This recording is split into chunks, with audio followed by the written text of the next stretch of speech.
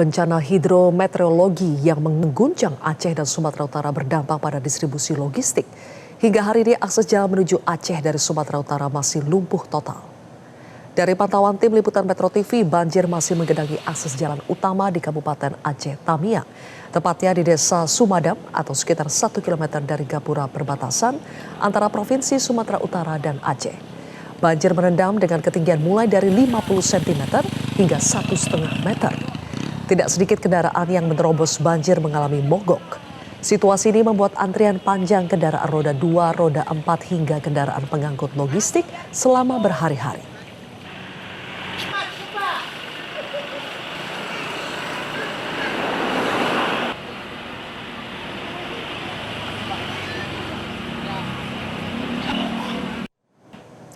Pasca banjir di Kabupaten Pidi, Aceh, jumlah pasien yang menerima perawatan medis membludak. Tenaga medis di sejumlah rumah sakit pun kewalahan. Sementara itu, proses distribusi bantuan di Biren, Aceh juga terus dilakukan. Informasi selengkapnya akan disampaikan kontributor Metro TV Rudi Hermawan di Kabupaten Pidi, Aceh, dan Muhammad MY di Kabupaten Biren, Aceh. Kita ke rekan Rudi terlebih dahulu. Rudi, seperti apa kondisi pasien di sejumlah rumah sakit di Kabupaten Pidi? Ya, Livia, seiring dengan terjadinya bencana banjir yang melanda wilayah Kabupaten Pidi, memang terjadinya lonjakan pasien di sejumlah sakit yang ada dalam Kabupaten Pidi, terutama rumah sakit pemerintahan yang ada dua lokasi, yaitu di Rumah Sakit Tunku Abdul Bernun dan juga Rumah Sakit Tunku Syed Didi Rosikli. Menurut informasi yang kita terima, memang terjadi lonjakan pasien sejak banjir, namun hingga kini terus meningkat dikarenakan pasca banjir sudah surut, pasien yang sudah mengalami sakit pasca banjir kemudian langsung dibawa ke rumah sakit untuk mendapatkan penanganan.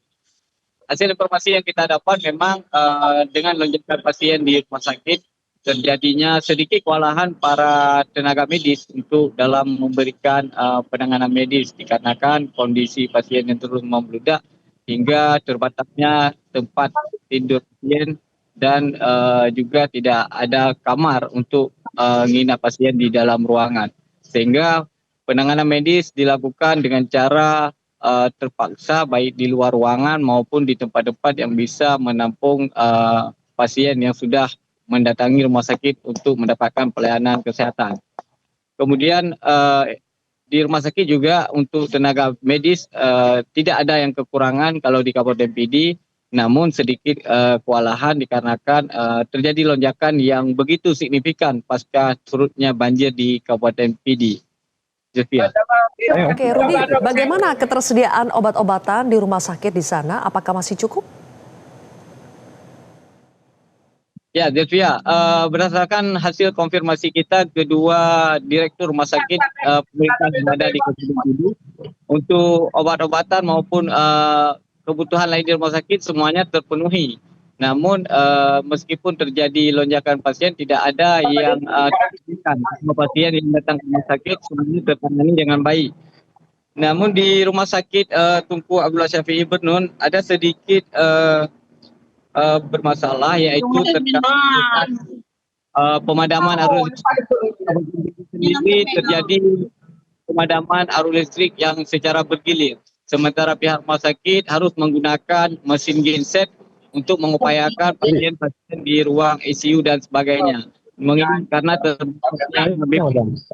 terjadi pihak rumah sakit terkadang harus terpaksa mencari BBM agar pemenuhan aliran listrik di rumah sakit terus berjalan. Kemudian di sisi lain juga informasi yang kita terima dari Direktur Rumah Sakit Tunku Abdullah Syafi'i Bernun, Dr. Kamarud Daman, mengatakan bahwa untuk penanganan medis memang tidak bermasalah, semuanya berjalan lancar. Namun untuk mesin genset kadang-kadang harus dinonaktifkan selama 3 jam, membuat ini sedikit terganggu. Mengingat karena aliran listrik belum sepenuhnya normal di Kabupaten Pidi, meskipun ada jadwal-jadwal tertentu untuk listriknya dinyalakan di sebagian wilayah. Begitu, Delvia. Oke, kita harapkan jaringan listrik di sana bisa kembali stabil. Terima kasih Rudi atas informasi Anda. Kita beralih ke rekan Muhammad. Muhammad, bagaimana proses distribusi bantuan untuk kecamatan yang terisolasi di Kabupaten Biren? Ya, Devia, sampai saat ini sudah memasuki hari ke-7 pasca banjir dan khususnya jembatan di sepanjang das Kurung Pesangan sehingga membuat sejumlah kecamatan terisolir. Memang kesulitan bagi petugas dari sejak kemarin adalah untuk mendistribusikan bantuan untuk ke beberapa kecamatan yang masih terisolir. Memang sudah mulai masuk dengan berupaya berbagai macam oleh pihak petugas gabungan baik TNI, Polri dan dibantu juga sejumlah masyarakat yang ada di sana untuk terus mendistribusikan dengan cara menggunakan tali sling dan menarik satu-satu karung dan satu kotak untuk sampainya ke jembatan yang putus tersebut. Namun saat ini khusus untuk di Kecamatan Juli memang masih sangat banyak dibutuhkan bantuan, namun terkendala untuk proses pendistribusian kepada masyarakat. Sebagian masyarakat Kecamatan Juli memang terisolir dan putus jembatan tersebut adalah membuat sebuah kendala.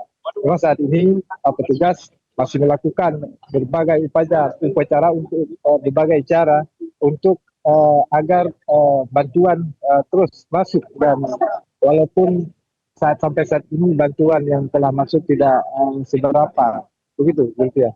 Oke, Muhammad, salah satu akses penting untuk bisa menyalurkan bantuan adalah jembatan Bailey ya. Bagaimana persiapan perbaikan jembatan Bailey ini? Iya, Cynthia, memang dari beberapa hari yang lalu memang Pemda Biren telah menyiapkan beberapa langkah-langkah untuk bisa terbangunnya akses sementara, baik itu menghubungkan lintas tengah yaitu Kabupaten Benar Meriah, Kabupaten Aceh Tengah dan Gayo Lues maupun lintas utama jalan nasional yang menghubungkan Medan Sumatera Utara dengan ibu kota Banda Aceh. Memang saat ini upaya-upaya itu telah dilakukan yaitu dengan rencana membuat jembatan Bailey. Jembatan Bailey ini memang hanya berbentuk sementara dan untuk ketahanannya hanya sekitar 15 ton ke bawah sehingga walaupun demikian bisa meringankan para petugas untuk bekerja keras mendistribusikan berbagai macam bantuan yang dibutuhkan oleh beberapa yang masih terisolir dan tidak masih putus bantuan baik itu sembako dan energi lainnya seperti listrik juga gas dan BBM. Memang saat ini tumpukan-tumpukan rangka baja telah diletakkan di dekat jembatan. Soal memang untuk target kapan selesai ini belum ada kepastian. Namun petugas terus bekerja keras untuk jembatan tersebut akan segera terbangun demi bisa menyalurkan atau mendistribusikan terutama kebutuhan pokok dulu untuk para pengungsi yang ada di ratusan titik camp pengungsian di beberapa kecamatan juga di 3 kabupaten bagian tengah. Gitu, ya. Baik, kalau begitu terima kasih atas laporan Anda Muhammad MY di Kabupaten Biren Aceh dan sebelumnya Rudi Hermawan di Kabupaten Pidi Aceh. Terima kasih rekan-rekan. Jelajahi cara baru mendapatkan informasi. Download Metro TV Extend sekarang.